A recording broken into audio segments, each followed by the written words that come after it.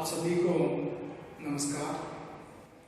BCom to तृतीय semester तृतीय सत्र के कक्षा में आप सभी को हार्दिक स्वागत करते हुए जो आपके पाठ्यक्रम के लिए जो नाटक बिना दीवारों के घर, इस नाटक की नाटकारिका है मन्नू भंडारी। जो मन्नू भंडारी में लिखा हुआ जो नाटक है एक पारिवारिक एक सामाजिक नाटक के अंदर किस प्रकार एक परिवार के माध्यम से एक सामाजिक समस्याओं को इस नाटक में उजागर करने की कोशिश की है। तो देखिए किस प्रकार हमने लास्ट कक्षा में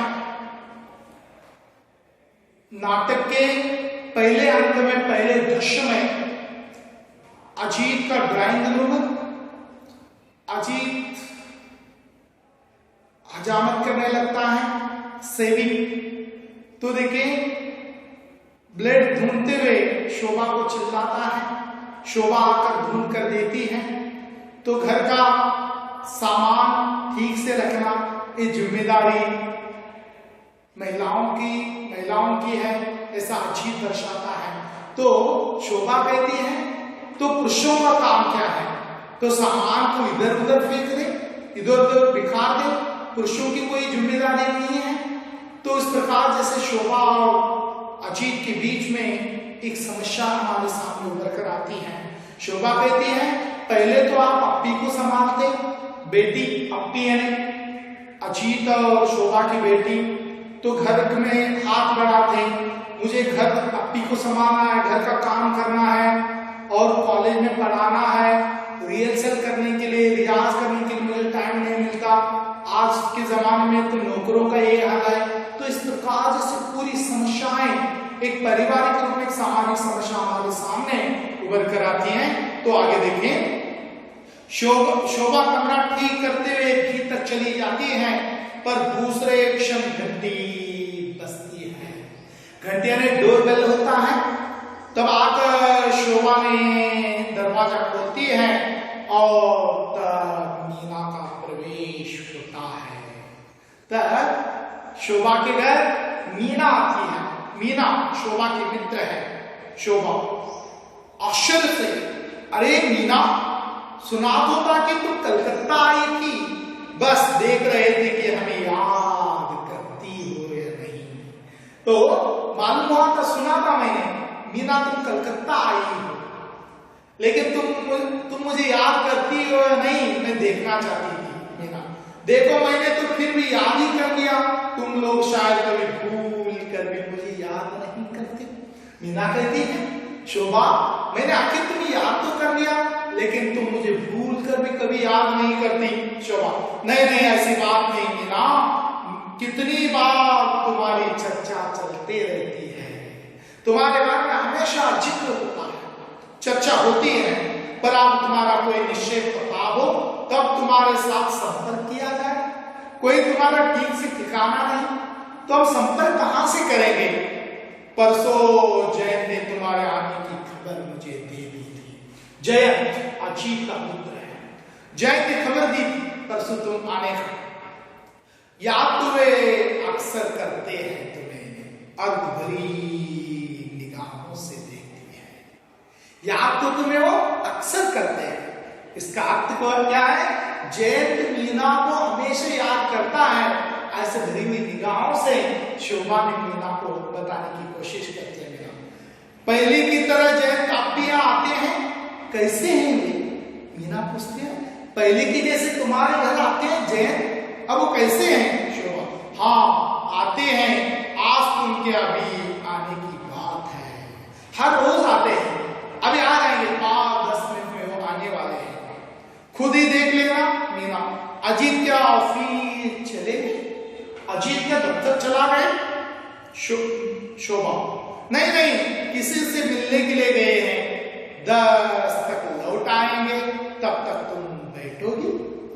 किसी फ्रेंड से मित्र से मिलने गए, कोई काम से गए हैं, 10 बजे तक आ जाएंगे, तब तक तुम इंतजार करो। मीना, नहीं आज नहीं, अभी तो मैं तुम्हें गाने का निमंत्रण देने आई हूं।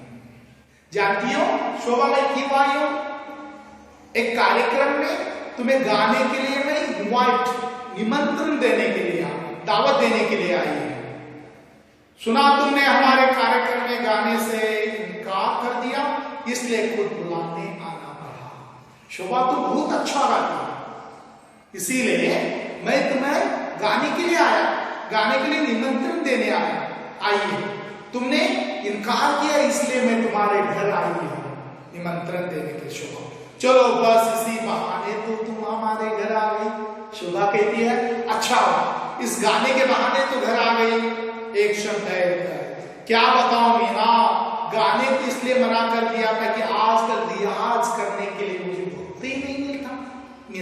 मीना बताते क्या बताऊं तुझे, घर का काम, कॉलेज काम, बच्ची को संभालना, तो उसमें नौकर चले गए हैं, नौकर नया नहीं मिल रहा, ऐसी पूरी समस्या है घर की। तो रियाज के लिए, रियाज प्रैक्टिस, रिहर्सल करने के लिए मुझे टाइम नहीं मिलता। अब इन चीजों में आप एक बार ढील डाल दे तो फिर कुछ नहीं होता। अगर एक बार आदत टूट गई रियाज की तो उसमें मन नहीं लगता। मीना वाह, मैं तो रेडियो पर अक्सर तुम्हारे गाने सुनती हूँ। मीना बताती है शोभा अक्सर मैं रेडियो पर तुम्हारे गाने सुनती हूँ। रेडियो पर जब गा सकती हो तो हमारे कार्यक्रम में क्यों नहीं गा सकती? शोभा पूछती है, शोभा को पूछती है मीना, तुम रेडियो पर गा सकती हो तो हमारे कार्यक्रम में क्यों नहीं गा सकती? प्लीज शोभा, तुम्हें हमारे कार्यक्रम में आना होगा। शोभा रेडियो की तुमने भली चलाई, वह एक बार नाम लिख जाए तो बस फिर बुलावा आता रहता है। अगर एक बार हम नाम और रजिस्ट्रेशन करेंगे तो उनका हमेशा बुलावा आते रहता है रेडियो वालों का। फिर कुछ गीत उन लोगों के पास रिकॉर्डिंग होते हैं, बार बार वही गानों को सुनाते हैं, रिकॉर्डिंग होते हैं रेडियो वालों के पास। मैं तो वहां भी मना कर दूं पर जैन बुरी तरह पीछा पड़ जाते हैं, समझ लो एक तरह मजबूर कर देते हैं। मैं रेडियो में गाने के लिए मना कर देती हूँ, फिर भी जैन मुझे मजबूर करते हैं, जबरदस्ती करते हैं, तुम्हें आना ही होगा, गाना ही होगा।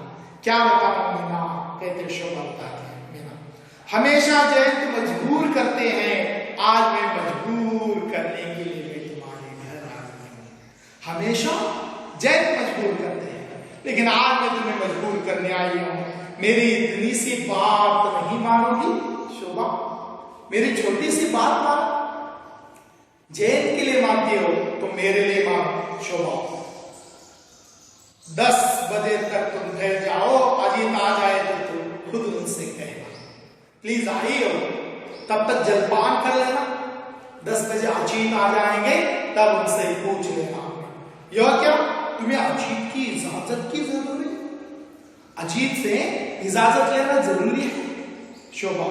बस कुछ ऐसा ही समझो। इन्हें मेरा इधर उधर जाना आजकल बिल्कुल पसंद नहीं है, और मैं नहीं चाहती कि जरा सी बात पर और हमारे बीच में दरार उत्पन्न हो। पहले वो मुझे जहां चाहे भेज देते, लेकिन आजकल मुझे जहां भी भेजते उनका मन नहीं है।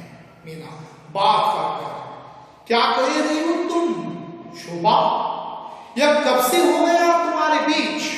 अजीत ने इतने शौक से तुम्हें गाना सिखाया है, अजीत ने इतने पसंद से तुम्हें गाना सिखाया है, खदेड़ खड़े कर तुम्हें खुद कार्यक्रमों में लेकर जाया करते थे, भेजा करते थे, तब तक तुम्हारा गाना नहीं होता, तुमसे ज्यादा वो घबराए रहते थे, तुम्हारी फिक्र होती थी। अजीत हमेशा जहां कार्यक्रम होते खुद लेकर जाते, जब तक तुम्हारा गाना पूरा न होता वो घबराहट महसूस करते। आज तुम बोल रहे हो अजीत से इजाजत लेना? शोभा सोचते हुए, वह सब कभी का था, भूत का फास्ट, वो कभी का था, वो वक्त चला गया है। आजकल इन्हें पसंद नहीं है यह सब बिल्कुल। मेरा बाहर जाना, गाने गाने के लिए कार्य करने जाना अजीत को बिल्कुल पसंद नहीं है। अजीत शायद पहले से बहुत बदल गए हैं, कभी कभी लगता है शायद नहीं बदल गई है। बिल्कुल वो बदल गई है, पहले से आज अजीत बहुत बदल गए। मीना तुम तो मुझे सचमुच बदली हुई लग रही है। मुझे लगता है अजीत नहीं बदले, इतनी जल्दी नहीं बता सकती, पहले से कुछ ज्यादा सजीली जरूर हो गई। तुम्हारे अंदर क्या बदलाव हुआ नहीं बता, लेकिन तुम्हारे अंदर बहुत सा चेंजिंग हुआ है। पढ़ा, कॉलेज में पढ़ा रही हो ना आजकल, और अपी कहाँ है, बड़ी हो गई आपको। आजकल तुम कॉलेज में पढ़ाने लगी हो, इसलिए बहुत बदल गई हो। अपी कहाँ है, कैसी है, कहते हुए मीना पूछती है शोभा। हाँ, अपी बहुत बड़ी हो गई है, 6 साल की हो गई है, उठकर फोटो दिखाती है, यह है उसकी नई तस्वीर। शोभा मीना को अपी की तस्वीर दिखाती है, 6 साल की हो गई है, देखिए उसकी तस्वीर, इतनी बड़ी हो गई, सूरत से तो बिल्कुल तुम्हारे से बिल्कुल तुम्हारे जैसी है। शोभा अपी की तस्वीर के अंदर देखती है, सूरत तुम्हारे जैसी है। मीना, शोभा अच्छा तो 5 मिनट बैठो, मैं जरा चाय बना कर ले आऊं, आजकल नौकर तो नहीं है ना, इसलिए तो 5 मिनट बैठ जाओ, मैं 5 मिनट बैठ जाओ, चाय बना लेकर आती है।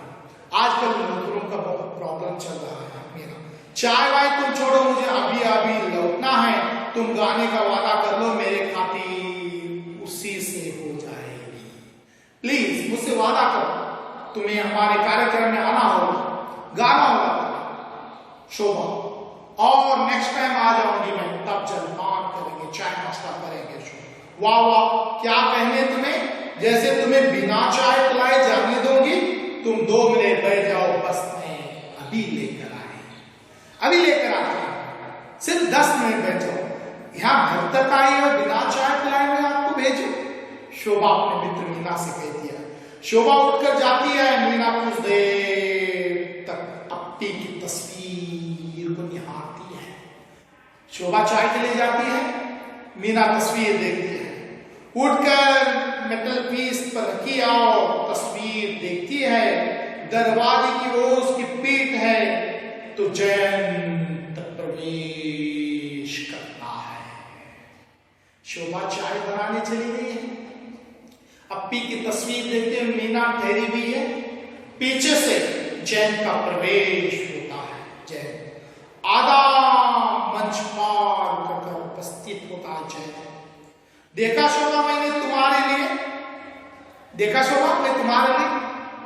मीना घूम कर देखती है, जयंत उसमें से जहां का काम खड़ा हो जाता है, आश्चर्यचकित हो जाता है मीना को देखकर। जयंत, उसे लगा शोभा होगी मीना को देखकर, ओ आप हैं, लौटने लगता है, रिटर्न जाने लगता है, आप हैं कहता जाने लगता है। मीना, आप लौट क्यों पड़ रहे हो, मीना कहते हैं, आप क्यों जा रहे हो। मैंने सोचा था कि शोभा है। मीना, और निकल गई। मीना पर मेरा होना ही क्या इतना बड़ा गुनाह है। जयंत एकदम लौटना पड़े। शोभा तो चाय बनाने गई है, अगर शोभा की जगह मैं हूं तो आपको लौटना पड़े, ऐसी क्या बात है, एकदम लौट रहे हो जयंत। मीना कहती है, नहीं नहीं ऐसी बात नहीं, मैंने सोचा शायद मेरी मौजूदगी आपको नागवार समझे। नहीं नहीं ऐसा नहीं, अगर मेरी उपस्थिति आपको अच्छा न लगे तो इसलिए मैं जा रहा हूं, बताता है मीना। इतनी असभ्य तो मैं शायद कभी न थी, भले आदमी असभ्य हूं मैं, इतनी बुरी है इंसान के लिए, तुम मुझे देखकर जा रहे हो। जय, बीच में, भला आदमी आप मुझे समझती हैं क्या, क्या मुझे भला आदमी समझती हो। जैन शोभा मीना से पूछता है, तब तक शोभा का प्रवेश होता है। शोभा, अरे जयंत आ गई तुम, आओ आओ, तुम दोनों एक परिचय करवा दूं, आओ जयंत, ये मीना मेरी फ्रेंड है, मैं तुम्हें परिचय करवा दूंगा। हंसते हुए, हाँ ये श्रीमती मीना देवी है, और ये है शोभा कहती है, ये श्रीमती मीना देवी है, आओ जाए। मीना, मेरी याददाश्त इतनी कमजोर नहीं, 4 साल में सब कुछ भूल जाऊं। मीना कहती है, मेरी याददाश्त इतनी कमजोर नहीं है कि मैं 4 साल में भूल जाऊं। जय शुक्र है खुदा का कि याद तो बनी हुई है, भगवान का शुक्र है आप भूले नहीं हैं। शोभा, अच्छा मीना, प्याज खाना तो नहीं छोड़ा ना? ये जनसेवी लोग कभी कभी बड़े शाकाहारी किस्म के हो जाते हैं। जलपान लेकर आती है शोभा, चाय नाश्ता लेकर आई है, प्याज तो खाती हो ना? जो समाज सेवी लोग शाकाहारी खाते हैं कहते हुए शोभा मजाक करती है। शोभा की झंझट में पड़ रही हो तुम, सिर्फ चाय ले आओ, देखो मुझे फिर जाना भी है। नाश्ता नहीं चाहिए, नेक्स्ट टाइम आ जाओगे, सिर्फ चाय लेकर आओ, आधी कप चाय पीकर चले जाओ, नेक्स्ट टाइम आ जाओगे। शोभा झंझट के बस 5 मिनट में नाश्ता लेकर आती है, प्रस्थान होती है, रसोई बन जाती है। मीना बड़े स्निग्ध स्वर में कैसे हो जयंत? मीना पूछती है जयंत कैसे? जयंत अच्छा ही हो, लग तो नहीं रहे, देख रही हो पहले से बहुत दुबले हो गए, देख रही हो पहले से बहुत दुबले हुए। जयंत दुबला हंसता है, शायद तुम्हारे आंखों का फेर है। नहीं नहीं, तुम्हारे आंखों में कोई अलग दिखाई देने लगा है, बल्कि बात मुझे तुमसे कहनी चाहिए थी, कुछ रुक जाता है। जयंत अच्छा ये बताओ तुम्हारा काम कैसे चल रहा है? जयंत मीना से पूछता है अच्छा बताओ तुम्हारा काम कैसे चल रहा है? कितने परिवारों को उद्धार किया, कितनी औरतों को मुक्ति दिलाई? बताओ मीना। मीना एनजीओ चलाती है, कितने लोगों को भला किया, कितने लोगों को उद्धार किया, कितनी महिलाओं को न्याय दिलवाया। देख रहे आज भी मुझ पर तुम्हारी नाराजगी चौकी क्यों बनी हुई है? मीना कहती है जैन से आज भी देख रहे हैं तुम्हारी नाराजगी जैसे कि तैसे मेरे ऊपर। जय नाराजगी, मैं कभी तुम पर नाराज नहीं हूं मीना। मीना रघु कैसा है, कभी मुझे भी याद करता है या नहीं? मीना पूछती है जय रघु कैसा है, मुझे कभी याद करता है? कई बार सिगरेट का पैकेट जेब से टटोलता है, ऐतराज न हो तो सिगरेट पीऊं, तुम्हें कोई प्रॉब्लम न हो तो मैं सिगरेट पीऊं? जैन मीना से पूछता है। मीना स्वीकृति सिर हिलाती है, अब तो सिगरेट के धुएं से परेशान करने वाला शायद कोई नहीं होगा, शायद तुम्हें सिगरेट के धुएं से परेशान करने वाला कोई नहीं होगा। मीना बुझे स्वर में हाँ कोई नहीं करता, कभी कभी मन करता है कोई करे, तभी कोई नहीं करता। तुम्हारे जैसा मुझे परेशान कोई नहीं करता, मन करता है परेशान करे लेकिन कोई नहीं करता। जय सिगरेट होठों से लगाकर जेब का लाइटर ढूंढने लगता है, जेब में लाइटर ढूंढने लगता है। मीना बीच में से देशलाई उठाकर जैन को सिगरेट जलाने के पास पहुंच जाती है। देशलाई